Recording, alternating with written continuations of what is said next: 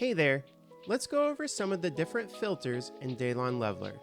Here we have a project that we can use to demonstrate the filters and the ways that we can apply them to shape our jumps. I'm going to first make a selection, choosing this jump here. I'm going to make it somewhat tight and go to filter and invert. We're going to choose lowest point so that the top now becomes the lowest point on the height map, and that also affects the surrounding area because now we're going into the negative in the height field. But this is how you invert a selection. Moving on to the next one, we've got the Resize filter, and 100 just means that it won't change. Doesn't change whatsoever. Our Y is our vertical, and then our X is this way, west and east, and our Z is north and south. So if I have this 140% here, it makes it a little bit longer, and as you see, it hasn't updated, and that's because we need to defloat our selection when we resize something. Next, we can also flip a selection according to whichever way we need. In this case, the tabletop, I will flip to be the opposite direction. Next, we have the ability to rotate a selection 90 clockwise or counterclockwise, as well as 180. And then you can also choose an angle in between those depending on your needs. And you'll just simply click and, as always, defloat your selection. Now let's look at the different blur filters we can use. If we go to filter and blur, you'll see that we have 4 that we can choose from. I only use 2 of them, Gaussian and motion blur, so that's what I'll be showing. So first we'll make a selection, then go to filter, blur, Gaussian blur. When it comes to Gaussian blur, it has to be a strength of 2 or greater. Anything lower doesn't work. So if we go with a 5, you'll see that we blur everything here, sides, but it retains the shape for the most part. So if your face has a sharp edge to it, you can use a little bit of Gaussian blur so that you still retain the shape without completely smoothing it over. Another blur type option is the smooth, where the hotkey is F3. So let's say we wanted to just apply it to this tabletop, make our selection, and then F3 will blur it just a little bit. And the more times we click it, the more blurred it becomes. If we undo all the way to original state, if we do F4, it will sharpen a selection. Now let's look at the span filter. So if we take this rhythm section or whoop section and select this one, we go to filter and span. It lets us know, based on our selection, what we have. We've got 0 to 1 meter. Now let's say we wanted it to be a little less than 1 meter. We can do 0.75. Click OK. And as you see, it actually lowers this selection without changing too much of the shape. So if you've made your whoops a little bit too sharp, you can smooth them out a little bit and resize them. Or you can also, if they're too small, you can always resize to whatever you need them to be. Say 1.2. They're just a little bit bigger. More like a rhythm section here. Now let's take a look at the elevate filter. So say there is a section that we need to elevate higher off of our base. So we'll make a selection and go to elevate. We're going to raise it by 1 meter. And then we've got a raised platform. And our new scale or new high would be 3.5 meters versus the 2.5 when it was at 0 here. Now let's look at fractal noise. So if we go to our filter and fractal noise, you'll see we get some settings here.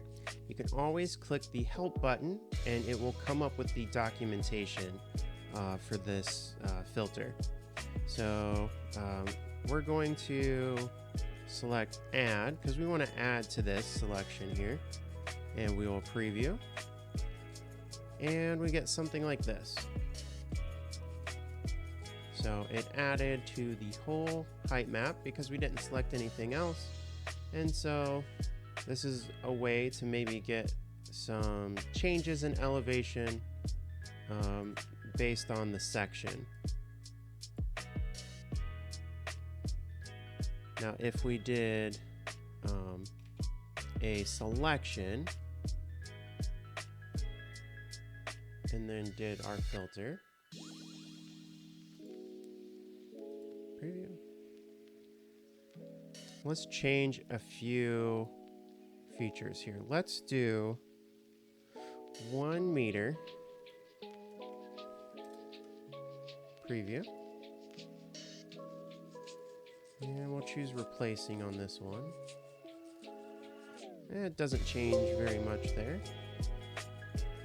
And you can mess with the displacement and the scale, and also randomize, change it up.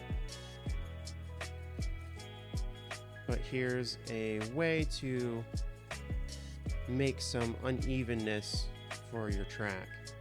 So just hit F3 a couple of times. Blur it out.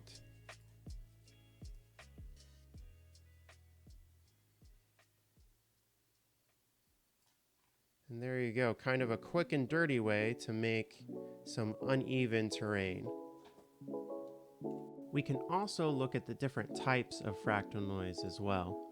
If we go here to the help, you'll see something that looks like sand dunes here, and here's the settings. But they go over all of the different settings here. That way you can kind of mess around and play with it and maybe come up with something cool. So here I've just made something quick here. We will keep the same amplitude but change our scale to 10 here, preview. And so as you can see, if we did this for a whole height map, change the amplitude maybe a little higher, we have something like sand dunes. Now let's look at the Erode filters. In 4.2, we got a new Erode filter called Erode Bear, and in the previous versions, we just had an Erode filter. We're going to look at both of those. So with the original Erode filter, in order to get some somewhat natural results, the height map needs to not be smooth underneath. And if we go up here, just between like the ruler and this little thing, I don't know what this one is, but we click this, we can change the size, and we can actually affect our height map a little bit and give it some bumps. This will help that Erode filter out a little bit. Okay, and then we'll go to filter, Erode. You can try some different iterations as well. We'll hit preview, and then we end up with something like this. Maybe we want it to be a little more, so we'll choose 50, and that's a little bit closer to what we want. But as you see, it is overall lowering our selection. So if we click OK, and then remember we had the filter elevate, so we can look at kind of the difference here. We've got -2, yeah, about -2. So if we go up to filter, elevate, raise by 2, 0.2, and we kind of even out now at our base, at least closer than where it was. And then obviously I've applied it to this whole tabletop, but we could just apply it to the sides as well. And so let's go back a little bit, and I'll show you what Erode does. So Erode has a bit of a better erode in terms of, one, it doesn't do what the other erode did, which it lowered down our selection.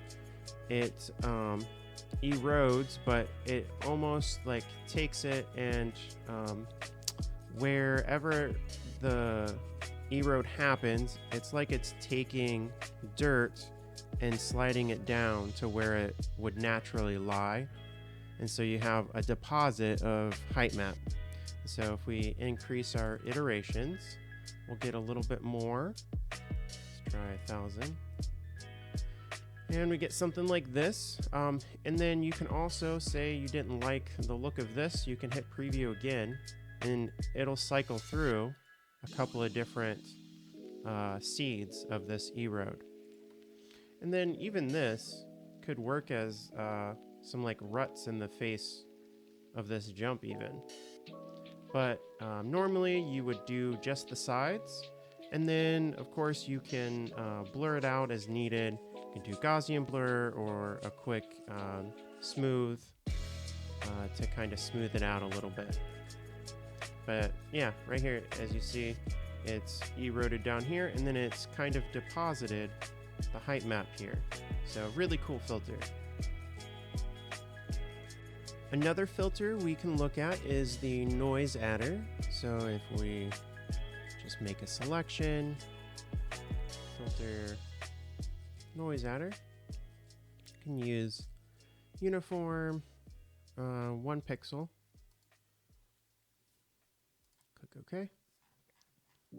We kind of add what it suggests. We add a little bit of noise, and with some smooth, you can add some little variation to the height map or your rhythm section. So let's say we wanted to add a little bit of noise to this roller whoop section. Filter noise adder pixel. You can also adjust the coverage. So say that was too much coverage, we could do 15% preview, something like that. Let's say 2 pixels. There we go. We'll randomize. Let's go with something like that, and then we could go blur, Gaussian blur, and do 2.5. Let's try that. Not bad. We can further smooth it a little bit. And the reason I'm using the Gaussian blur is to help kind of still retain the shape of the jumps here as well. But yeah, if you needed to kind of roughen up a section, the noise adder can kind of help with that as well. The next filter we're going to look at is the Perlin 4. We're going to not select anything just yet. It will select the whole map. Like a lot of these filters, if you don't have a selection, it will just select the whole project. So we'll go Perlin 4. We've got a height output. Let's make it 10 meters. And then we'll just do a preview. We're going to replace the whole height map for this. And so we've got lots and lots of bumps. If we didn't want as many, we can also do this. That makes that smooth out just a little bit. We can change our filter, and it will adjust kind of how it looks as well. So give this a try for making some height map bases as well.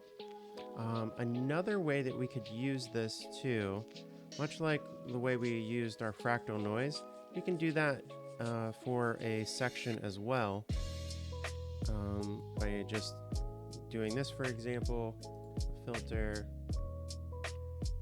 Perlin 4. It looks like it changes it every time, or back to default. And we'll try that out real quick. Not bad. Let's do this one. Cosine maybe. Yeah. Okay. And then you can set your random seed here, whatever you want it to be. It will make a different seed of it. But yeah, you could get a nice kind of uneven section of track path here. Now let's look at Perlin Noise. So we've got a selection here, and we'll go to Filter, Perlin Noise. Just right off the rip here, if we hit Preview, we get something like this where it's a little bit more choppy. And I think you can see if we were to apply blur to this, we could get a nice little kind of choppy section. Something also cool is that we can manipulate a few things here. So even if we just go down to 2 octaves, this blurs it out a little bit already. But if we look at our scales, if we go lower on our Z scale here, in this instance, let's do 0.02 preview. You can see that we start to get something that looks more like lines running up and down this way. If you need lines running the opposite way, we would just flip these numbers. But let's up this up a little bit. So we'll do 0.2 and preview.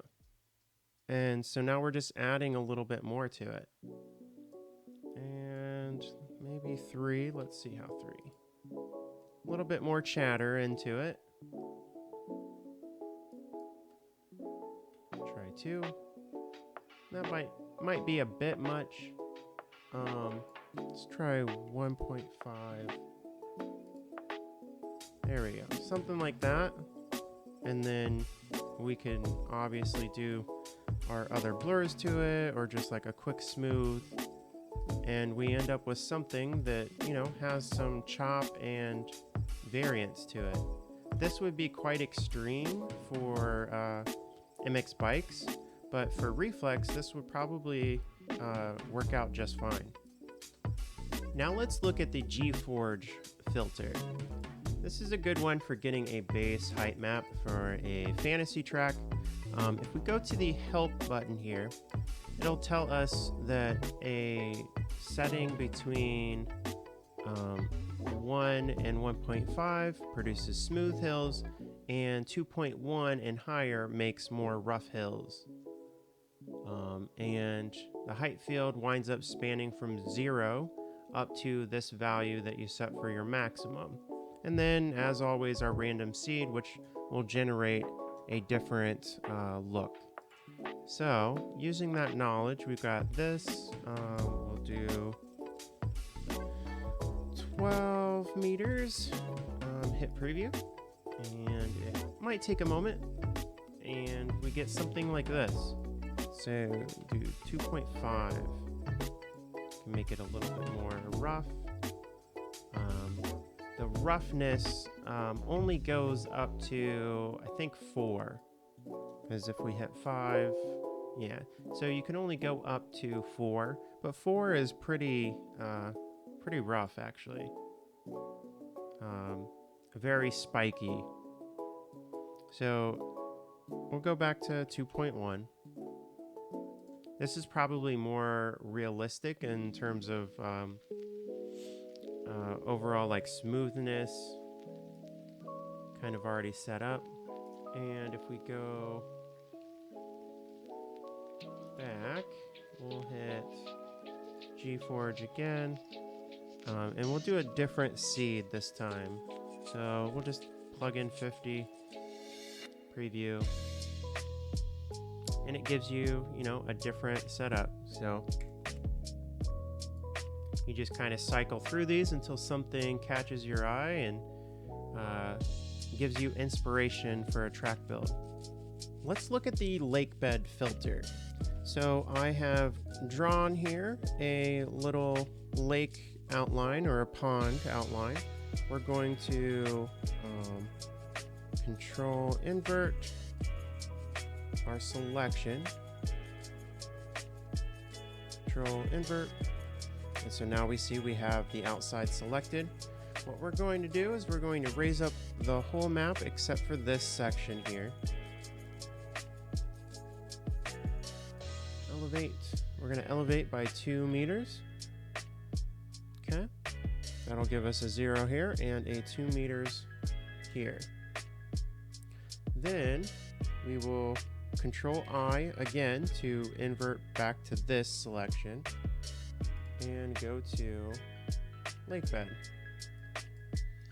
So now we're going to do, because this is 2 meters, we're going to do 2 meters and 0 meters for the lakebed elevation. So the shoreline and then the lakebed itself. And by default, I believe it's 45. So if we hit preview, you'll see that we've got a 45-degree angle around for our lakebed. We can do a different angle, 25, and our lakebed will come in a little bit more, and as you go. This helps give it a little bit more of a natural look, and it's just one click away. Now, if we had some varied elevation around our pond or our lake, we could click match terrain, and that usually helps match kind of some of the surrounding terrain. If you want more info, you just click help and it will show you kind of what that function does. And last but certainly not least is the level connect. For the sides of my jumps, what I like to do is make a selection and something where I would imagine the dirt would lie outside of the side. Go to filter, level connector. It defaults at 1, but you can change this depending on your needs. And if we crank this up to 1,000, you start to get kind of more of this rolled, but it just fills up the section a little bit more. Depending on what you need, in this case, 100's perfectly fine. And that's how you get the smooth outside. And then you can blur from here. This is what we did on this one here. It was smoothed out, and then we did our Erode filter on it. Now that we've gone over the filters that I am most familiar with, let's look at export settings. So for MX Bikes, when you work with your project and then you need to export it to Photoshop or GIMP for texturing or adding ruts and bumps, you're going to go to File, Export. You'll choose PNG, and then I've already saved this out here. Save as. Perfect. For Reflex, specifically, you'll do the same PNG when you need to add ruts, but when you need to export the final map that goes into Digital Earthworks, you'll want to export and choose BMP. Find BMP. Yep, Windows BMP. And then we'll click OK. And let's find that file. And it will look something like this. And this is a true 16-bit bitmap file. This helps get the smooth look that you need for height maps in Reflex. Now, for working on the height map, you want to make sure that your image, whatever you're working from, stays grayscale 16-bit. So when you export this, it will be 16-bit grayscale. The second you change it to like RGB, you're going to get stepping.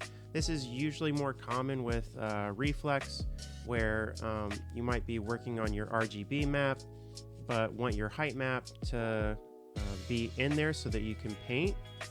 If you use that same grayscale image, you're going to end up with bumps when you import back into Leveler.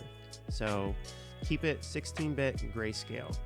Another thing that you can do, instead of importing the height map to do your mass, you can actually export this image right here. So if we just grab our pan tool, right click, you can either copy the map image or output the map image, and it gives you options for like making sure whatever pixels you want it to be. So for MX bikes, we would want to downscale this image to 2048, and click OK, and then you can export it whatever you want it to be.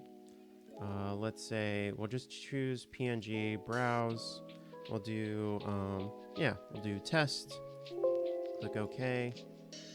Okay, and then open it in Photoshop, and as you can see, we've got our image, and this is a good way to really see what you're doing, where you're painting and masking. This now concludes part 2 of the video series. To recap, we went over the different filters that I use when making height maps, as well as export settings and exporting a top-down for masking.